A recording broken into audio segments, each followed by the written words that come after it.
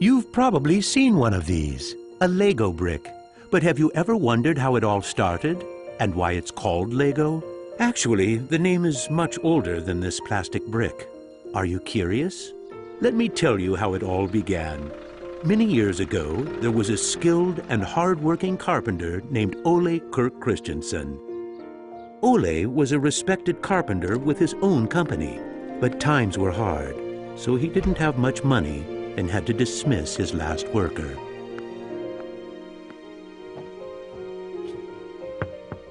Come on in. I've closed down the workshop and packed my things. Thank you.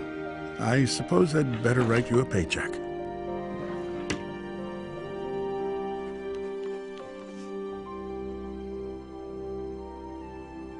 Take care.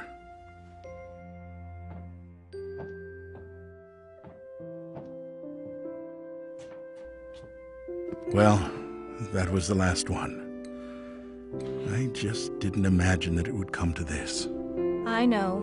It's hard to understand. But at least now it can't get much worse. But it did get worse. Shortly after, Ole lost his wife. But Ole was a special person. He wasn't the type that gave up. And with the responsibility of his 4 sons, he had to think of something. Ole had gotten an idea, and for him, it never took long to put an idea into action. Ole's little invention made his boys so happy that he thought maybe he should start making toys.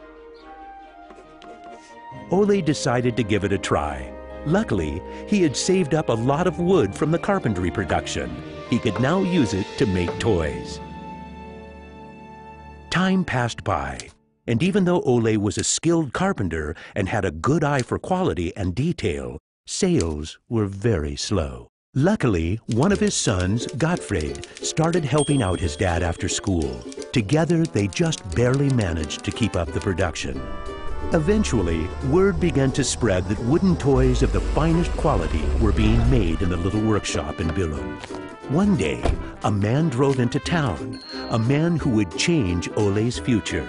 He was a wholesaler from Fredericia. I've heard that you're making some very nice wooden toys.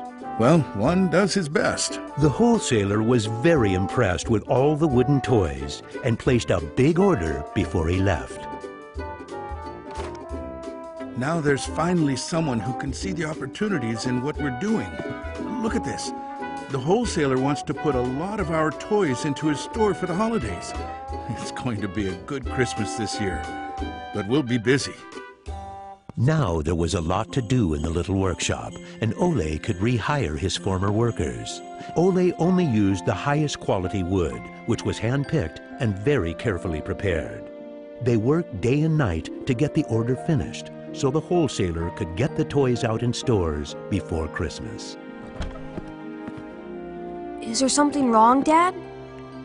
I'm afraid that we're in big trouble. In the middle of their work, Ole received a letter saying that the wholesaler had filed for bankruptcy and couldn't buy the toys that he had ordered. But what are you gonna do? What about Christmas? Now we can't even afford food? I'll do it. What are you gonna do, Dad? I'll do it myself. I'll drive around selling the toys.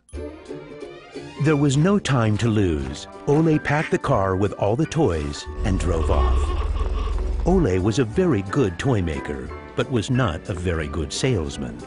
He didn't like praising himself or talking about how carefully the toys had been made. But he had to keep trying if he was going to sell anything. This is going to be a blast. Is there anything you're interested in? It looks exciting, but I don't have a lot of money right now. Maybe we could trade and call it even. Well, I would prefer money, but... In the end, he succeeded in selling all the toys. He didn't receive as much money as he had hoped, but the family managed, and they had plenty of food for Christmas. Time passed by, but the toys didn't sell as quickly as they had expected.